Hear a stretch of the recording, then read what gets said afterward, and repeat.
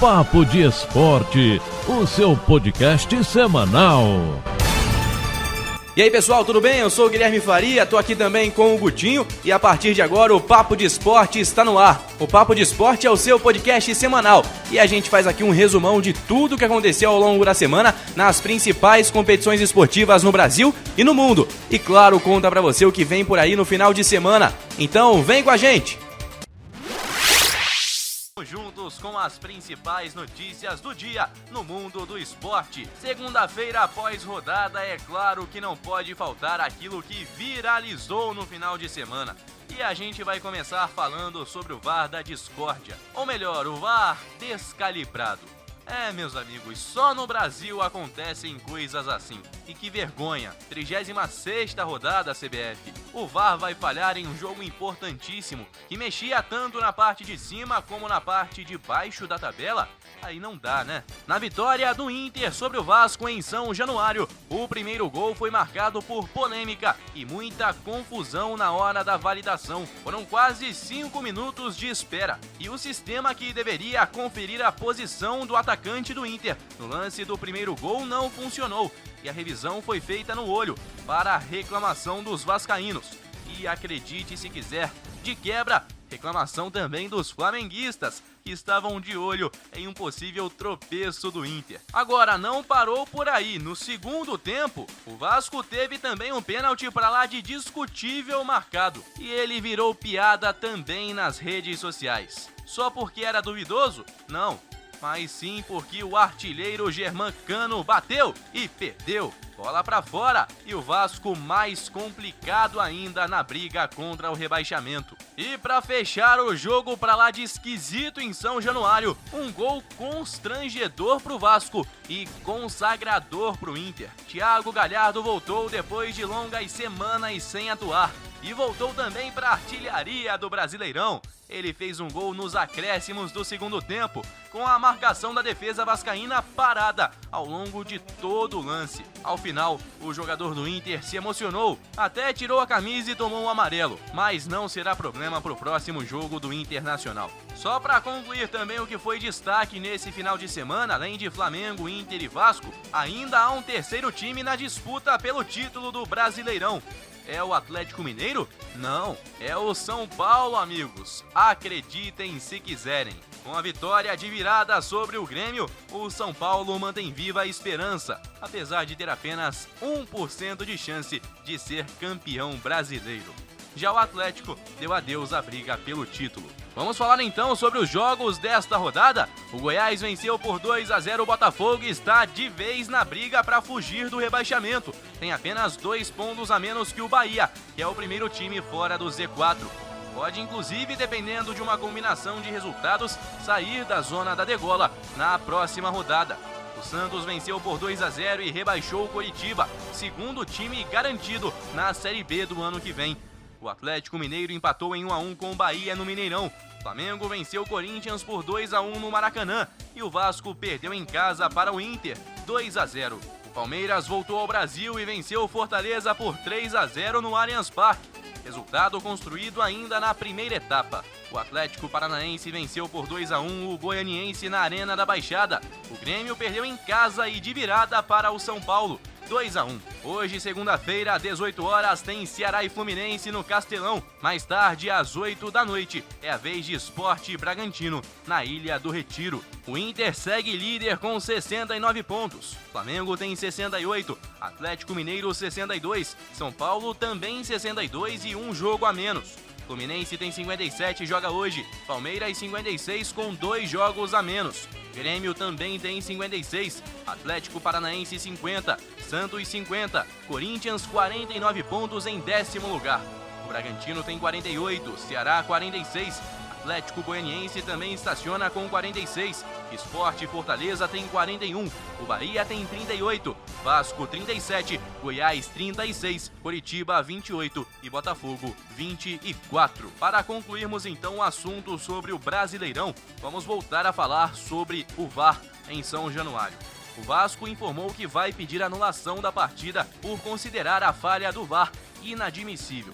A CBF também se pronunciou neste domingo e disse que, apesar da falha, não foi constatado nenhum erro claro da arbitragem de campo e o lance foi sim checado, mas sem contar com as linhas de impedimento. A entidade disse que vai pedir explicações à Hawk-Eye, responsável pela operação dos equipamentos do VAR no Brasileirão. E a gente fica aguardando então para saber mais sobre essa polêmica em São Januário. Agora, uma coisa é certa, é lamentável, inadmissível termos em plena 36ª rodada um erro grotesco como esse que aconteceu no final de semana. Campeonato Carioca, a Ferg faz mais um ajuste na tabela e o Cariocão 2021 começa em 3 e 4 de março. Marcado inicialmente para 28 de fevereiro, depois para 6 de março, as partidas de abertura da fase principal do estadual têm mais uma modificação e agora acontecem nos dias 3 e 4 do próximo mês. A última de hoje é sobre o Fluminense, que está de volta à Libertadores depois de 8 longos anos longe do torneio continental.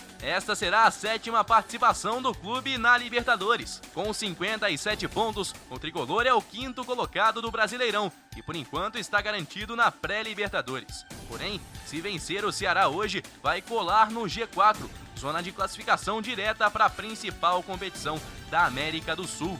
Agora só falta decidir onde, etapa preliminar ou fase de grupos. Mas uma coisa é certa, torcedor tricolor, pode comemorar, o seu time está de volta ao principal torneio do continente em 2021. Começamos ainda sobre os jogos que fecharam a 36ª rodada do Brasileirão na segunda-feira. O Fluminense venceu mais uma e tá jogando muito bem. Os moleques de Xerém brilharam de novo, desta vez no Castelão. Vitória por 3-1 e proximidade com o G4 garantida. Fluminense tem 60 pontos, 2 atrás de Atlético Mineiro e São Paulo. Lembrando que o tricolor paulista tem ainda um confronto a menos. Também na segunda, Sport e Bragantino ficaram no 0-0.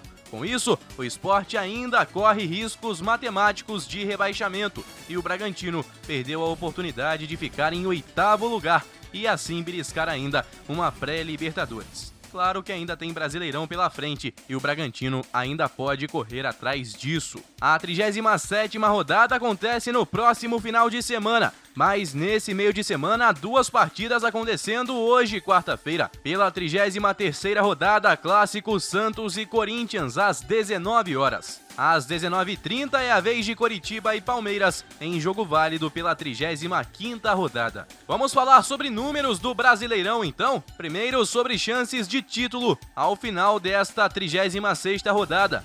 O Inter tem 67% de chance, Flamengo 32% e o São Paulo com 1% de chance. Em relação ao G4, Inter e Flamengo já estão garantidos. O São Paulo tem 85% de chance, Atlético Mineiro 79%, Fluminense 25% e o Palmeiras 11% de chance de estar dentro do G4 daqui a 2 rodadas. Em relação ao rebaixamento, situação dramática para o futebol carioca. O Botafogo já está rebaixado e o Vasco tem 73% de chance de cair. O Coritiba também é outro que está garantido na Série B.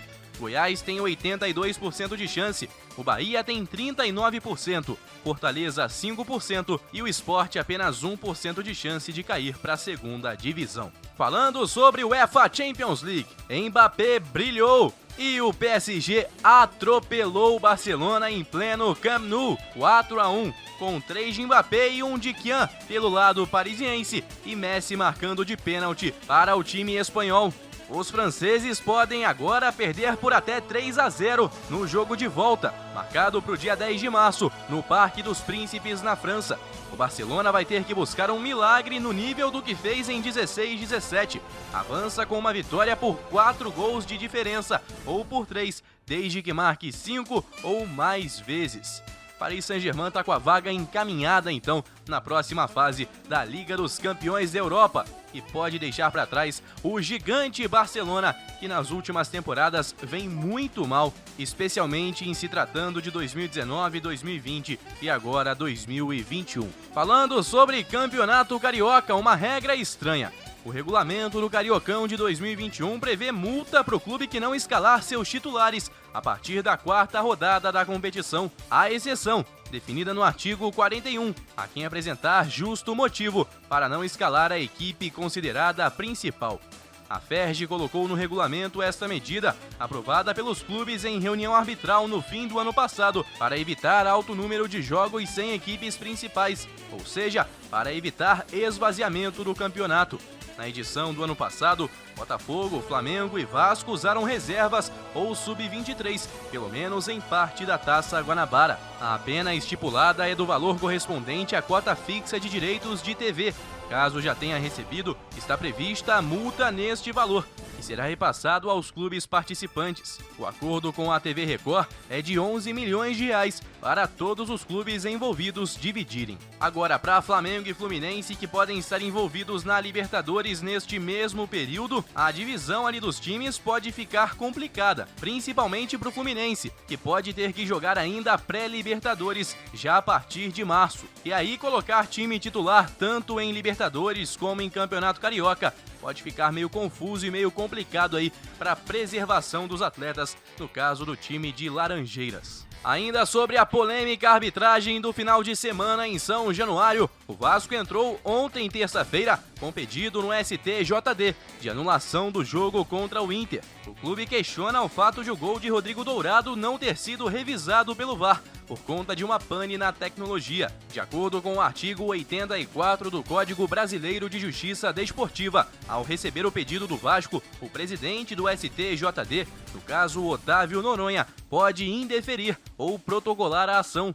Caso a ação seja levada adiante, a CBF não vai poder homologar o resultado da partida e os 3 pontos do Inter, líder do campeonato, serão retirados até que uma decisão final seja tomada. Resultado que pode interferir bastante, então, tanto na parte de cima, na briga pelo título, quanto na parte de baixo, na briga contra o rebaixamento.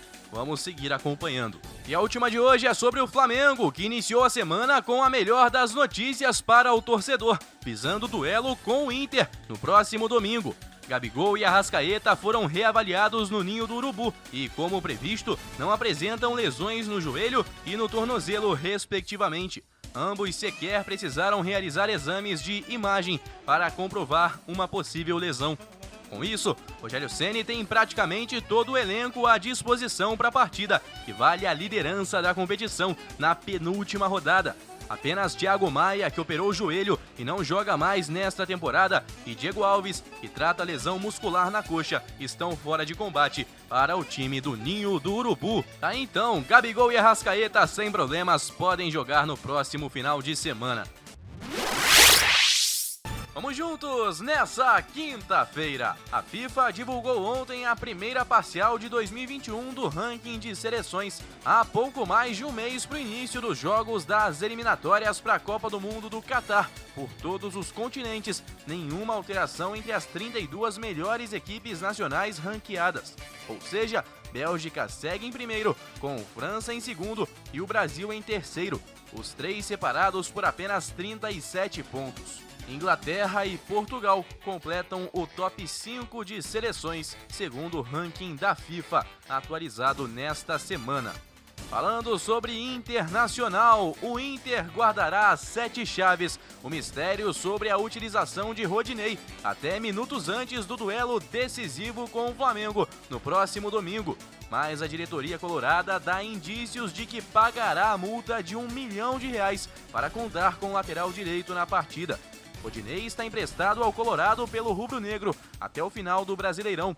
O contrato de empréstimo prevê o pagamento deste valor, para que o atleta possa estar em campo no confronto entre as duas equipes postulantes ao título da competição. E aí, torcedor, será que Rodinei vai ou não para o jogo? O Inter vai pagar a multa de R$1 milhão ou vai deixar o lateral de fora da decisão? Falando ainda sobre Brasileirão Série A, ontem o Santos venceu por 1-0 o Corinthians, que está na briga por uma vaga na Libertadores e complicou de vez o Timão, que vai pro tudo ou nada pela Libertadores no próximo final de semana contra o Vasco.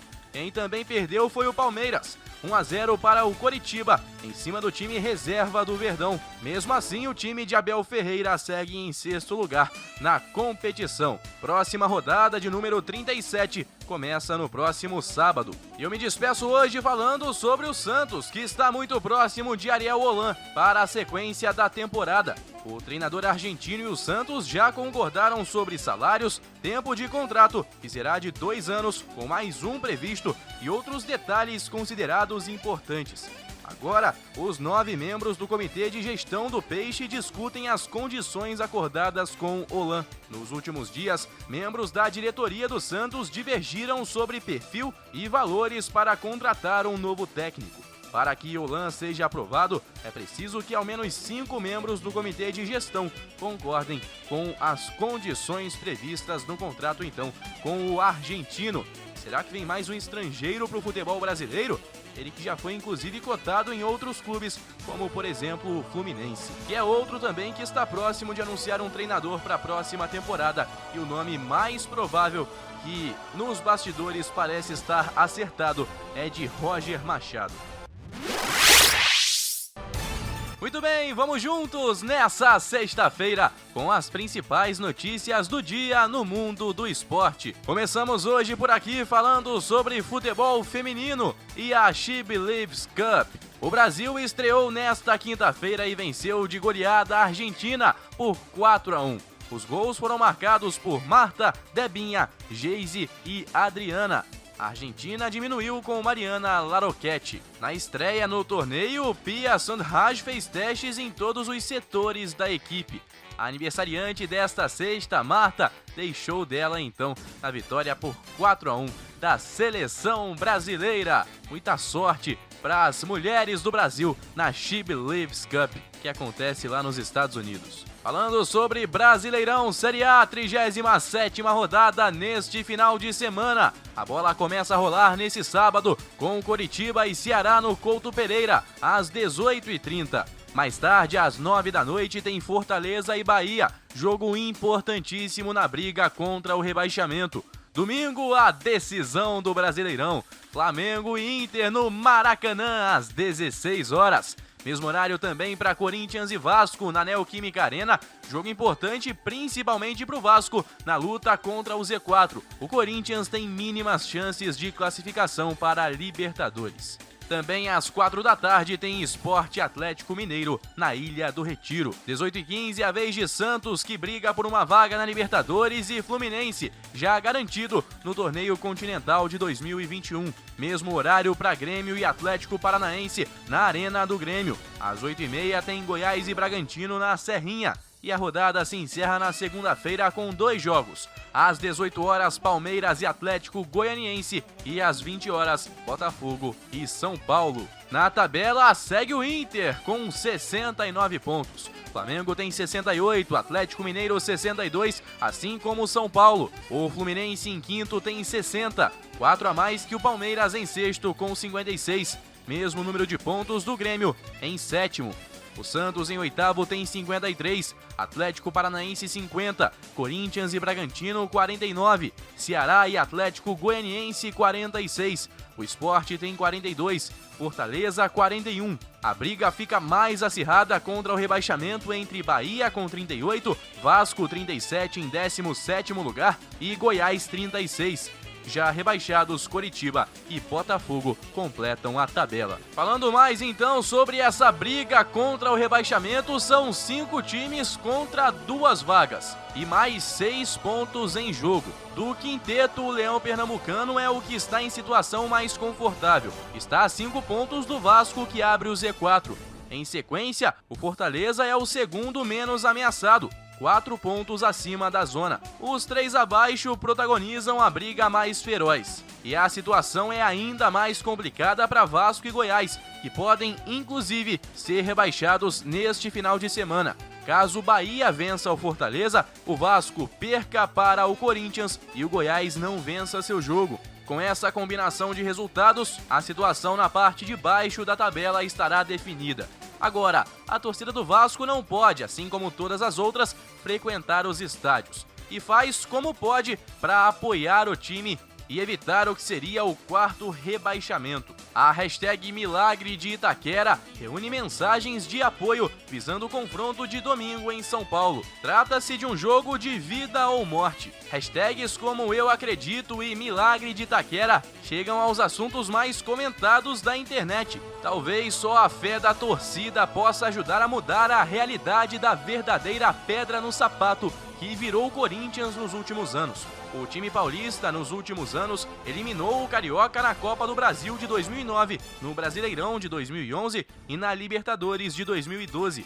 Ganhou o Mundial de 2000 em um Maracanã lotado de vascaínos, levando em conta competições mais antigas. A última vitória vascaína no duelo foi por 2-0 pela 18ª rodada do Brasileirão de 2010, em São Januário. De lá pra cá, foram 12 vitórias do Corinthians e 7 empates entre Brasileirão, Libertadores e Torneio da Flórida. Esta é a maior invencibilidade entre times da Série A. O Flamengo vem logo atrás com 17 partidas sem perder para o Vasco, que protagoniza então esses dois jejuns extremamente incômodos para a torcida vascaína, que tenta então cessar com um deles no próximo domingo. Vamos destacar também por aqui o Atlético Mineiro, que já está classificado para a Libertadores do ano que vem. Ainda não sabe se irá disputar as fases anteriores à etapa de grupos ou corta caminho. Atualmente em terceiro lugar, o Galo tem 2 jogos para encerrar o Brasileirão e tentar a vaga direta. Além disso, há outra missão: tentar buscar o vice-campeonato, que lhe garantiria 31,3 milhões de reais. Isso no melhor dos cenários, com vitórias diante do Sport e do Palmeiras, secando o Flamengo e São Paulo, que inclusive vão se enfrentar na 38ª rodada. No pior dos cenários, o Galo pode ser ultrapassado pelo tricolor paulista, pelo Fluminense, pelo Palmeiras e cair para 6º lugar, o que valeria 6,6 milhões a menos do que o vice.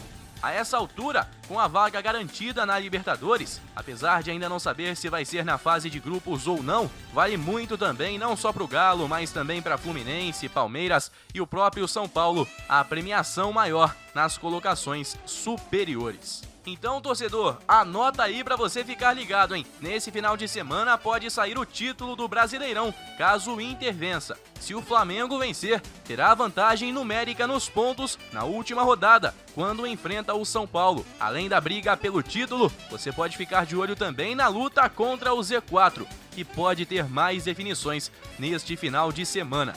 E a briga pela Libertadores é um caso à parte e continua também, para sabermos quem vai direto para a fase de grupos e quem fica ainda na pré-fase do torneio continental. Isso tudo lembrando que em breve tem Copa do Brasil e daqui a pouco também, no próximo mês, já começa a temporada de 2021 para os grandes times do Brasil. É muita coisa, o futebol não para e a gente volta a se encontrar na segunda-feira. Forte abraço e até lá, Guilherme Faria para a Rádio Conselheiro FM em todas as plataformas. Tchau!